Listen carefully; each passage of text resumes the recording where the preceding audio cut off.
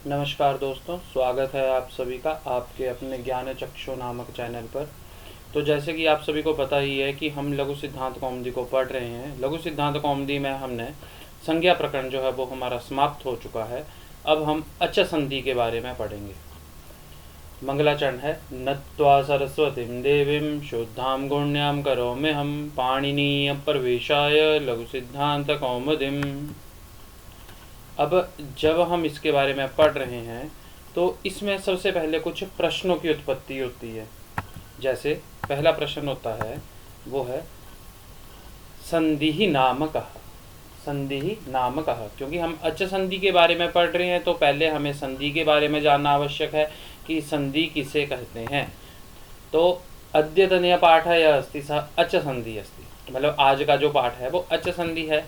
तो अच संधि नाम कहा, दूसरा प्रश्न ये होता है भाई अच संधि क्या है। पहला प्रश्न तो ये है कि संधि किसे कहेंगे, और दूसरा प्रश्न क्या होगा कि अच संधि किसे कहेंगे।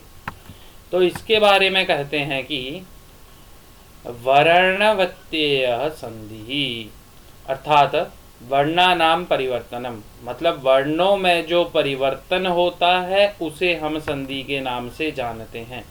अब वर्णों में परिवर्तन कैसे होता है और किन वर्णों में कैसे परिवर्तन होगा, मतलब वर्णों के परिवर्तन को ही संधि कहते हैं, ये बात है।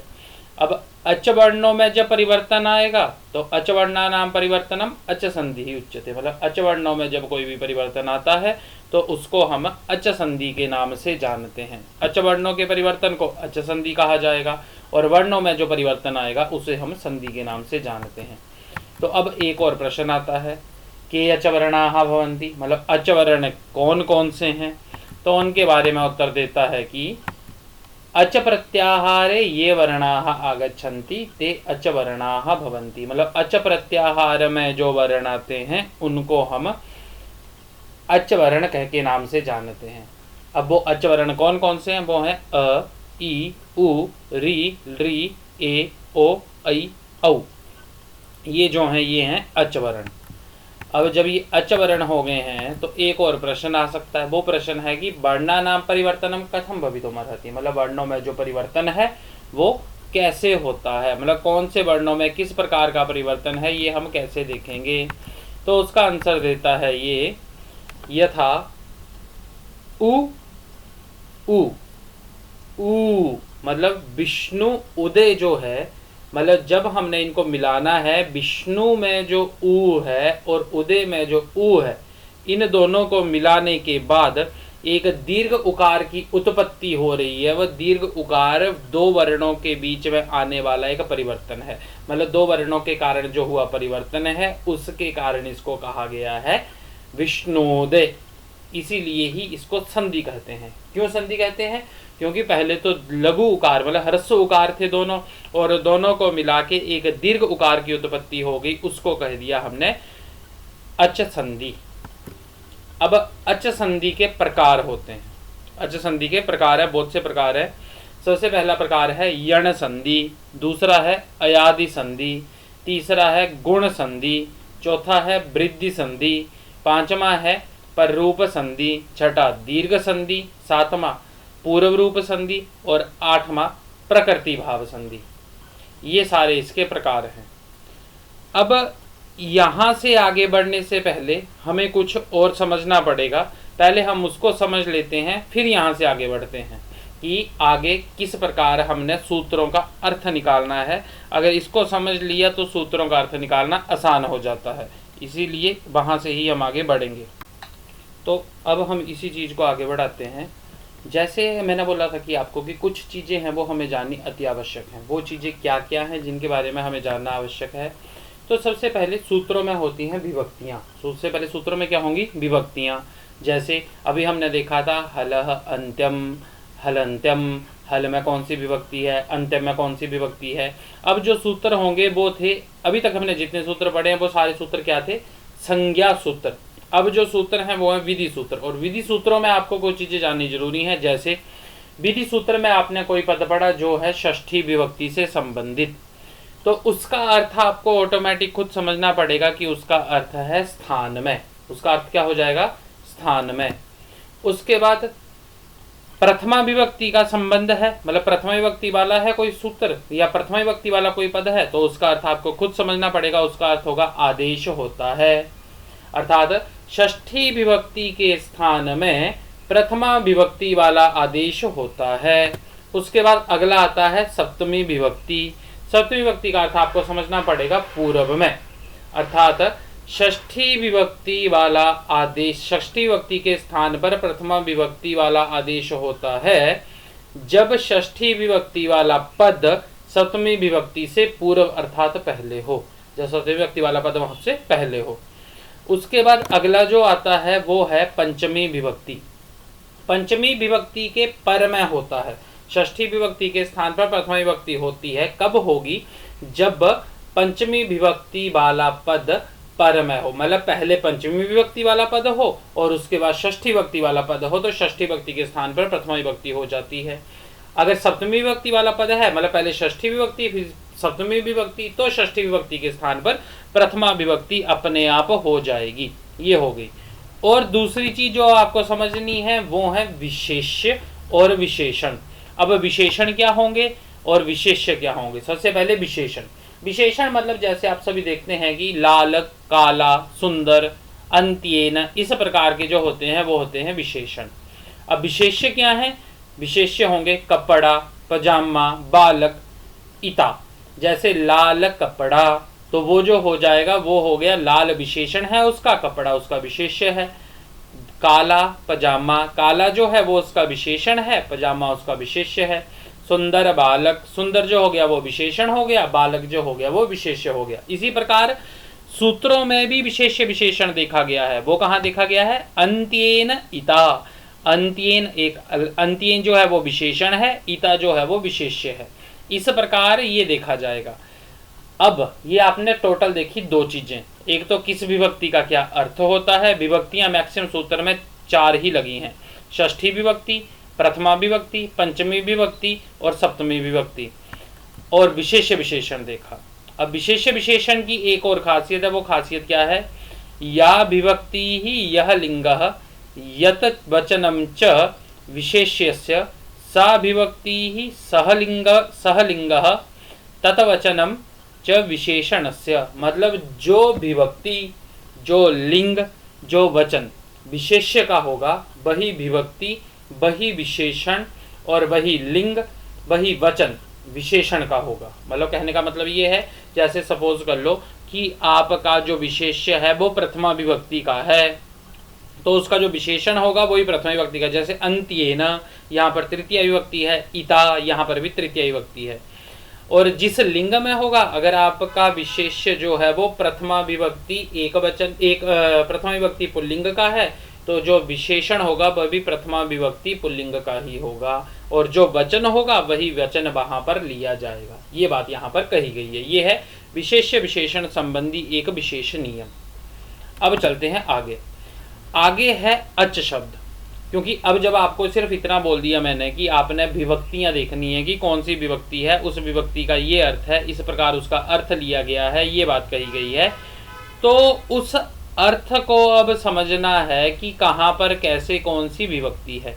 जैसे अच शब्द है, अच शब्द में अच शब्द को याद करना अति आवश्यक है। जैसे अच, अचौ, अचह, ये होगी प्रथमा विभक्ति। अचम, अचौ, अचह इति द्वितीया। अचा, अजभ्याम, अजभिः इति तृतीया। अचे, अजभ्याम, अजभ्यः इति चतुर्थी। अचः, अजभ्याम, अजभ्यः इति पंचमी। अचः, अचोः, अचाम इति षष्ठी। अचि, अचोः, अच्छु, ये होगी सप्तमी। अब यहाँ पर अच शब्द से ही हमने इक शब्द का भी ग्रहण कर सकते हैं। जैसे इक, इकौ, इकः, इकम, इकौ, इकः, इका, इकभ्याम, इकभिः, इके, इकभ्याम, इकभ्यः, इकः, इकभ्याम, इकभ्यः, इकः, इकोः, इकाम, इकी, इकोः, इक्षु। ये जो हो गया, ये हो गया आपका अच शब्द और इक शब्द। तो इस प्रकार से ये शब्द जब हमारे स्मरण में होगा, तो जब हम सूत्र देखेंगे, जैसे सपोज करो कि हमने सूत्र देखा हलंत्यम, हलंत्यम में हल में कौन सी विभक्ति है वो हमें अपने आप पता चल जाएगा। हल में देखो, जैसे मैंने वहां पर बताया था प्रथमा विभक्ति एक वचन, वो प्रथमा विभक्ति एक वचन कैसे आया है? क्योंकि वहां पर हल शब्द यहाँ पर ही बनता है। और जो कंफ्यूजिंग शब्द होगा वो होगा आपका प्रथमा विभक्ति बहुवचन, जैसे अचह, द्वितीय विभक्ति बहुवचन में भी अचह बना है, पंचमी में भी अचह बना है, षष्ठी विभक्ति एकवचन में भी अचह बना है। ये जो है ये 4 जगह पे ये अचह शब्द बना है और सबसे ज़्यादा इसी शब्द का प्रयोग हुआ है और ये सबसे ज़्यादा कंफ्यूजिंग होता है कि कहाँ पर हमने किसका ग्रहण करना है, और ये आप समय के अनुसार सीख जाएंगे कि कहाँ पर किसका ग्रहण किया जाएगा। तो चलो अब हम इसी क्रम को आगे बढ़ाते हैं और अब हम पहले सूत्र की ओर चलते हैं या पहले प्रकार की ओर चलते हैं। तो हमने अभी क्या देखा था, हमने देखा था अच संधि के प्रकार। अच संधि के प्रकारों में सबसे पहले आ रहा था यण संधि। तो हम शुरुआत भी कहाँ से करेंगे, यण संधि से। तो यण संधि को प्रारंभ करते हैं। यण संधि में जो सूत्र आएंगे वो आएंगे आपके इको यणची। सबसे प्रमुख सूत्र इसका है इको यणची, और आगे तो और ज़्यादा सूत्र आ जाएंगे, जैसे तस्मिन् इति निर्दिष्टे पूर्वस्य स्थाने अंतरतमः अनचि च जलाम जशी संयोगान्तस्य लोपः अलोअन्तस्य यण प्रतिषेधो वाच्य, ही आ जाएगा वार्तिक। यहाँ तक हमने यण संधि के बारे में ही पढ़ना है। अब यण संधि, इसको यण संधि क्यों कहा गया है, इसके बारे में पहले बात करते हैं। इसको यण संधि क्यों कहा गया है? यण संधि इसलिए कहा गया है क्योंकि ये यण आदेश करता है। ये जो संधि है ये यण आदेश से संबंधित संधि है, इसलिए इसको यण संधि के नाम से जाना गया है। अब आप कहोगे यण आदेश का क्या अर्थ हुआ? यण आदेश का अर्थ होता है कि किसी न किसी के स्थान पर यण प्रत्याहार जहां पर किया जाएगा उसको हम यणादेश के नाम से जानते हैं। यण में टोटल 4 वर्ण आते हैं, वो है य, व, र और ल। ये 4 वर्ण यण आदेश में आते हैं। अब इसी को ही हम प्रारंभ करेंगे। आज हमारा पहला सूत्र है इको यणची। क्या सूत्र है? इको यणची। इको यणची क्या कह रहा है? कहता है इक स्थाने यण स्यात् अचि सहितायाम विषय शुद्धि उपास्य इति स्थिते। तो अब देखते हैं, ये सूत्र का प्रकार है विधि सूत्र। इसको कहा गया है विधि सूत्र। विधि सूत्र क्यों कहा गया है? क्योंकि यहाँ पर ये कुछ ना कुछ विधान कर रहा है। और पदच्छेद है इकः यण अचि। ये इको जो है, इको, उस इको में जो ओ है वह विसर्गों के स्थान पर हुआ है, इसलिए हमने लिख दिया इकः यण अचि। जब वो शब्द पढ़ाया था अभी, तो शब्द में क्या आया था कि इकः शब्द टोटल 4 जगह पे बनता है। प्रथमा विभक्ति बहुवचन, द्वितीय विभक्ति बहुवचन, पंचमी विभक्ति एकवचन और षष्ठी विभक्ति एकवचन। तो ये जो इकः शब्द है, ये इकः शब्द षष्ठी विभक्ति एकवचन से ग्रहण किया गया है। फिर आता है यण। यण में है प्रथमा विभक्ति एकवचन। उसके बाद पद है अचि। अचि में है सप्तमी विभक्ति एकवचन।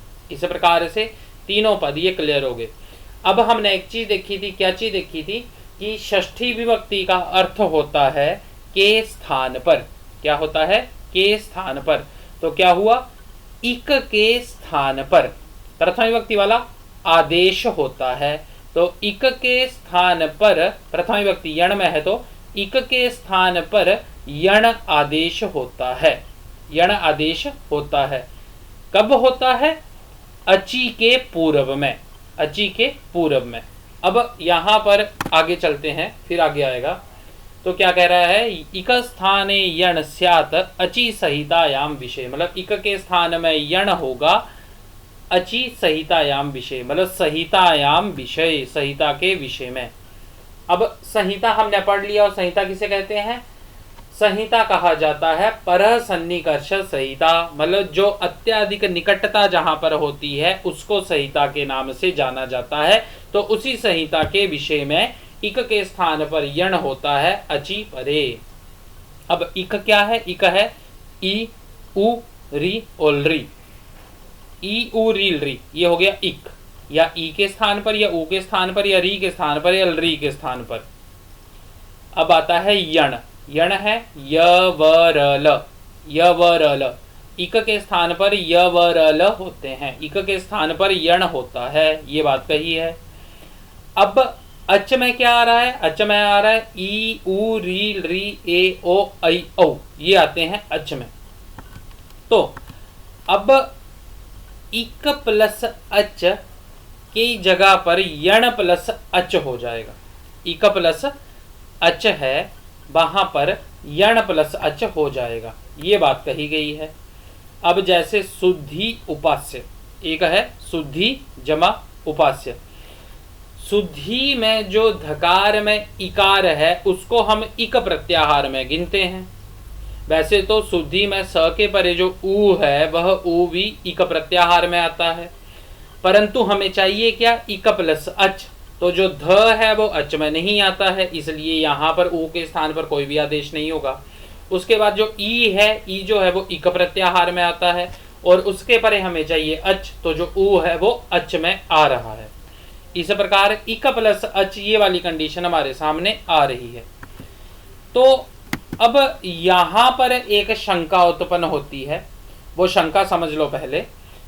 वो शंका ये है कि जब हम कारक पढ़ते हैं, कारक पढ़ते हैं मतलब कर्ता ने कर्म को करण से संप्रदान के लिए अपादान से जुदाई संबंध का के की अधिकरण में पर, तो सप्तमी विभक्ति वाला जो पद है उसका अर्थ क्या होता है, सप्तमी विभक्ति वाला जो पद है उस पद का अर्थ होता है मैं या पर।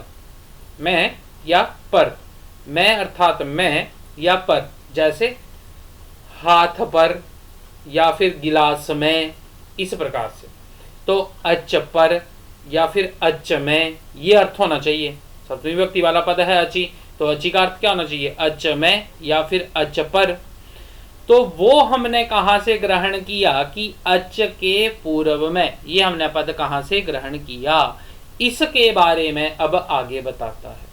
मतलब अर्थ तो ये होना चाहिए अच में या अच पर, तो क्या होगा अर्थ, इसका अर्थ क्या हो जाएगा, हिंदी में अगर सही बात बोलूं तो कहेंगे इक के स्थान पर यण होगा अगर अच में इक हो या अच के ऊपर इक हो, अगर हम कारकों के अनुसार अर्थ लें। परंतु यहां पर हमने कारकों के अनुसार अर्थ नहीं लेना है, तो किसके अनुसार वो ग्रहण किया जाएगा वो हम देखेंगे कल।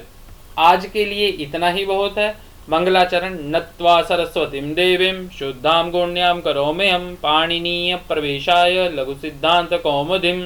अगर वीडियो अच्छी लगी हो, आपको पढ़ना अच्छा लगा हो, तो प्लीज़ चैनल को सब्सक्राइब करें, वीडियो को लाइक करें और ज़्यादा से ज़्यादा शेयर करें। धन्यवाद।